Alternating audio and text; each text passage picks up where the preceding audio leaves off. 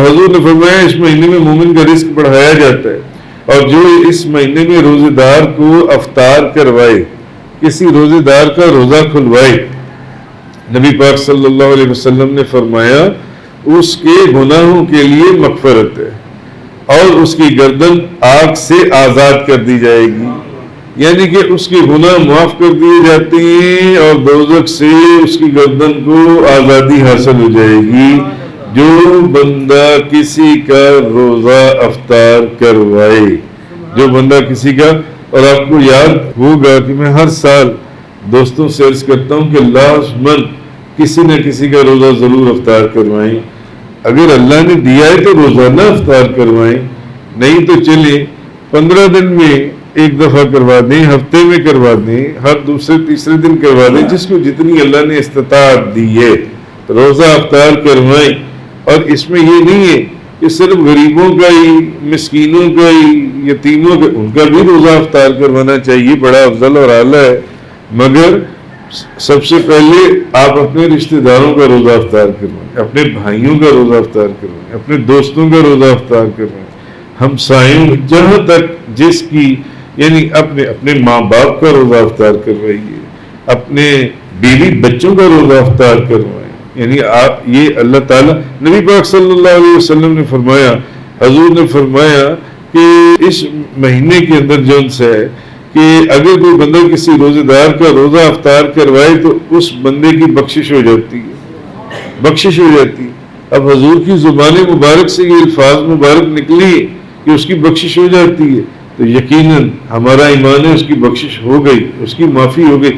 سارا سال آپ گناہوں سے معافی مانگتے رہیں، کیا آپ کو یقین ہوتا ہے کہ آپ کے گناہ معاف کر دیے گئے ہیں؟ نہیں، مگر نبی پاک صلی اللہ علیہ وسلم نے ایک طریقہ ارشاد فرما دیا، جو بندہ کسی روزے دار کا روزہ افطار کروائے گا اس کو معاف کر دیا جائے گا، اس کے گناہ بخش دیے جائیں گے، اس کی گردن کو آگ جہنم سے آزاد کر دیا جائے گا، اس بندے کی جان سے ہے۔ تو اور جو افطار کروا رہا ہے اس کو بھی اتنا ہی ثواب ملے گا جتنا روزے دار کو ثواب مل رہا ہے جان سے، تو اس کے اجر میں کوئی کمی نہیں ہوگی۔ تو صحابہ کرام، حضرت سلمان فارسی فرماتی ہیں، ہم نے عرض کیا یا رسول اللہ، ہم میں سے ہر بندہ کسی کا پیٹ بھر کر روزہ نہیں کھلوا سکتا، ہر کسی کو کھانا نہیں کھلا سکتا جون سے، ہر وہ چیز اس کے پاس نہیں ہوتی کہ وہ ایک بندے کا جس کی افطاری کی ہے اس کا پورا یعنی کہ پورا دسترخوان لگائے، بہترین طریقے سے اس کا کھانا کھلائے، ہر بندے میں اتنی سکت نہیں ہوتی، اتنی طاقت نہیں ہوتی۔ تو یہ مغفرت اور یہ جو بخشش کا آپ نے خوشخبری سنائی ہے، یہ پھر ہر بندہ تو کر ہی نہیں سکتا، تو پھر تو جس کہ وہ ان چیزوں سے روزہ افطار کروائے۔ تو نبی پاک صلی اللہ علیہ وسلم نے فرمایا کہ یہ جو ثواب میں نے تمہیں بتایا ہے نا کہ کسی کا تم روزہ افطار کروا دو تو تمہیں معاف کر دیا جائے گا، تمہارے گناہ بخش دیے جائیں گے، تمہاری گردن کو دوزخ اور جہنم کی آگ سے آزاد کر دیا جائے گا۔ یہ ثواب صرف اس شخص کا ہے جو کسی شخص کو صرف ایک کھجور سے روزہ افطار کروا دے، صرف ایک کھجور سے، ایک گھونٹ دودھ سے روزہ افطار کروا دے۔ یہ بھی نہیں فرمایا کہ اس میں کوئی ایک گلاس دودھ ہو، ایک پیالہ دودھ ہو، ایک جگ دودھ ہو، نہیں، ایک گھونٹ بھی اگر دودھ ہے، ایک گھونٹ دودھ، کسی روزے دار کا اس ایک گھونٹ دودھ سے بھی اگر روزہ افطار کروا دیے، حضور نے فرمایا یہ تو میں اس کا ثواب بیان کر رہا ہوں۔ تم پوچھ رہے ہو کہ پیٹ بھر کر کسی کو کھانا کھلایا جائے تو ہی اس کا یعنی کہ روزہ افطار،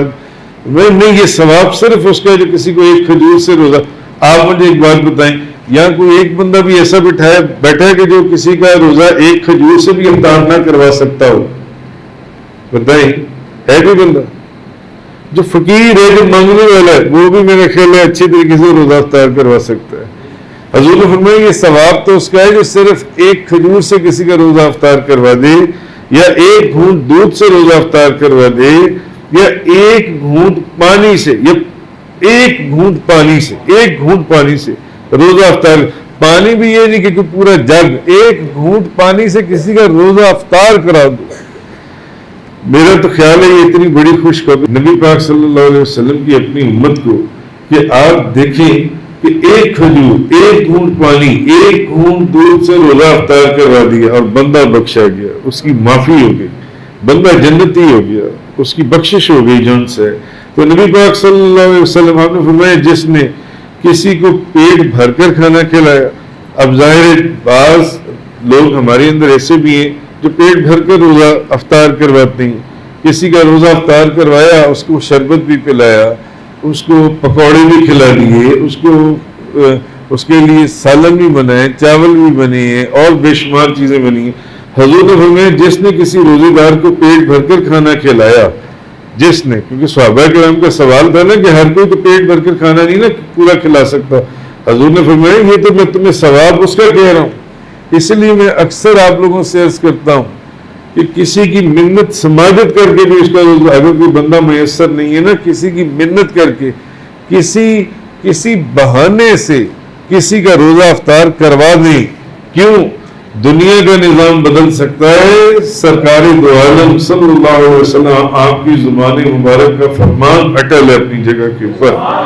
جب آپ نے کسی کا روزہ افطار کروا دیا ہے نا، بے شک ایک گھونٹ دودھ سے، ایک گھونٹ پانی سے یا ایک کھجور سے، بس آپ کی بخشش ہو گئی، آپ کو معاف کر دیا گیا۔ کتنا سستا سودا ہے نبی پاک صلی اللہ علیہ وسلم نے جو اپنی امت کو عطا فرمایا۔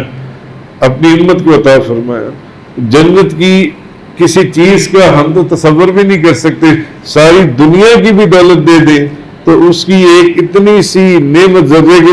برابر بھی جو سی ہے اس کی قیمت کے برابر نہیں ہو سکتی۔ حضور نے کتنا آسان طریقہ بتایا، کسی کا روزہ افطار کروا دیں، بس آپ کو معاف کر دیا جائے گا۔ آپ کے تو پچھلے گناہ سارے معاف ہو گئے، بخشش ہو گئی جن سی ہے۔ میں تو سمجھتا ہوں کہ کسی کی منت سماجت بھی کرنی پڑے کہ کسی دوست کی، یا اس کو کسی بہانے سے اپنے گھر لے آئیں کسی دوست، میں نے تمہارا روزہ افطار کروانا ہی کروانا ہے، اس کا روزہ افطار کروائیں۔ تو حضور نے فرمایا کہ جس شخص نے روزے دار کو پورا کھانا بھی کھلایا، پیٹ بھر کر کھانا کھلایا، تو وہ بندہ پھر وہ ہے جس کو اللہ میرے حوض سے پانی پلائے گا، جس کو اللہ میرے حوض سے پلائے گا، یہاں تک کہ پھر وہ کبھی پیاسا نہ ہوگا، یہاں تک کہ وہ بندہ جنت میں داخل کر دیا جائے گا۔